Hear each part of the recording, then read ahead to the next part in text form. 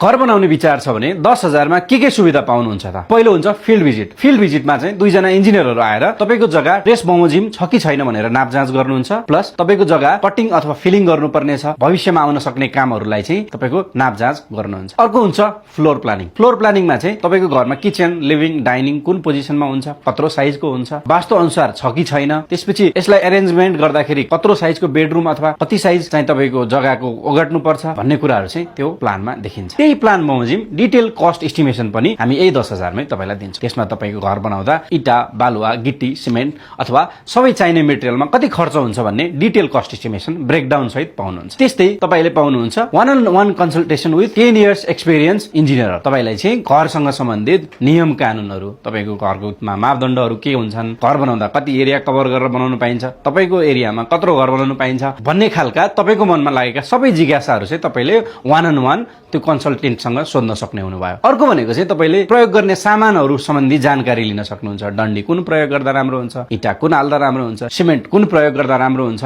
भन्ने कुराको तपाईले डिटेलमा तपाईले परामर्श पाउने हुनुभयो। प्लस तपाईको घरमा फिनिशिङको फेजमा जाँदाखेरि चाहिँ कस्तो सामान प्रयोग गर्दा तपाईले कस्ट इफेक्टिभ हुन्छ अनि त्यसपछि राम्रो लुक आउँछ भन्ने कुरा पनि तपाईले परामर्शमा गर्न सक्नुहुने भयो। यो 10,000 मा तपाईले पाउने अर्को चीज भनेको चाहिँ तपाईको बजेटमा तपाईले खोज्नु भएको घर कसरी तपाईको जग्गामा बनाएर ल्याउन सकिन्छ भन्ने कुरा चाहिँ एक्सपिरियन्स इन्जिनियरको टिमसँग कन्सल्टेसन फ्रीमा लिन सक्नुहुन्छ।